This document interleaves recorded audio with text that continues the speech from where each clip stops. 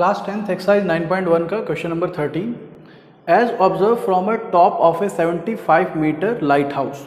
तो एक lighthouse बना लेते हैं 75 metre from the sea level. तो ये सी लेवल है, ये सी लेवल मान लेते हैं। The angle of depression of two ships are 30 degree and 45 degree if one ship is exactly behind the other। तो इस सी लेवल पर दो शिप्स हैं, एक शिप के पीछे दूसरी शिप है, ऐसा इन्होंने बोला है। If one ship is behind the other on the same side of the lighthouse, find the distance between the two ship। इन दोनों शिप्स के बीच की डिस्टेंस निकालनी है और साथ में ऊपर एंगल दिया था। The angle of depression of two ships are 30 degree and 45 degree और कहाँ से? From the top of a 75 metre height tower. तो यहाँ से इन दोनों पॉइंट्स के डिप्रेशन दिए हुए हैं। तो देखिए यहाँ पर तो कोई लाइन बनने का फायदा नहीं है, लेकिन वैसे एक जो है हॉरिजॉन्टल हम लाइन बनाएंगे और इससे डिप्रेशन हमेशा नीचे की तरफ। तो उस पॉइंट का और इस पॉइंट का दोनों का एंगल ऑफ डिप्रेशन यहाँ से लेंगे, एक ये एंगल ऑफ डिप्रेशन और एक ये एंगल ऑफ डिप्रेशन। ठीक है, तो हमें दिया है एक 30 डिग्री एक 45 डिग्री है, तो वो वाला ऑब्वियसली 30 डिग्री होगा क्योंकि छोटा एंगल है। तो ये हो जाएगा 30 डिग्री और ये वाला एंगल हो जाएगा 45 डिग्री।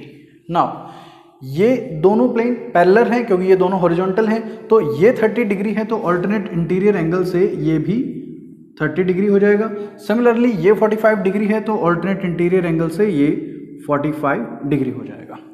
नाउ ये ट्रायंगल की नेमिंग कर लेते हैं ABCD। तो हमें फाइंड करनी है find the distance between the two ships. तो हमें इसमें CD फाइंड करना है, ये C से D तक की लेंथ फाइंड करनी है। तो नाउ ऐसा करते हैं, सबसे पहले हम ABC ट्रायंगल में AB का यूज करके BC फाइंड कर लेते हैं और फिर ABD ट्रायंगल में AB का यूज करके BD फाइंड कर लेते हैं, फिर BD में से BC माइनस कर देते हैं तो CD आ जाएगा। ठीक है, तो ना सबसे पहले इन ट्रायंगल ABC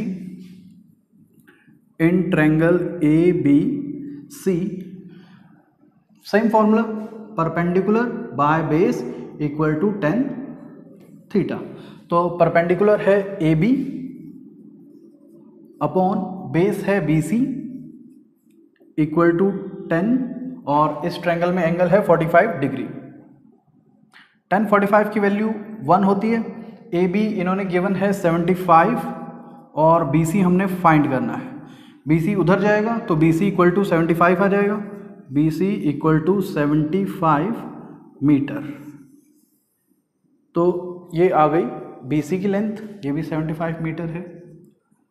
अब इन ट्रायंगल ABD में, इन ट्रायंगल ABD इसमें भी सेम लगाएंगे परपेंडिकुलर अपॉन बेस। तो परपेंडिकुलर है यहाँ पर AB अपॉन में बेस है BD equal to tan theta. Theta इस ट्रायंगल में 30 डिग्री है, tan 30 की वैल्यू होती है 1/√3 और AB जो है हमारा 75 है अपॉन में BD हमें फाइंड करना है। तो ना अगर क्रॉस मल्टीप्लाई कराएं, √3 इधर लाएं BD उधर लाएं तो ये आ जाएगा BD उधर और ये आ जाएगा 75/√3। तो इसे ऐसे भी लिख सकते हैं BD is equal to 75/√3 metre. Now हमें फाइंड करनी है CD। तो CD जो है उसकी वैल्यू होगी BD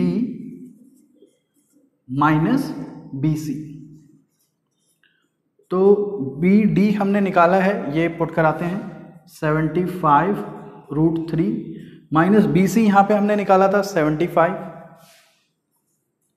दोनों में से 75 कॉमन ले लेते हैं, ब्रैकेट में आएगा √3 माइनस 1 और ये मीटर में होगा आंसर क्योंकि क्वेश्चन में हमें ये 75 मीटर में दिया था। ये हो गया हमारा आंसर।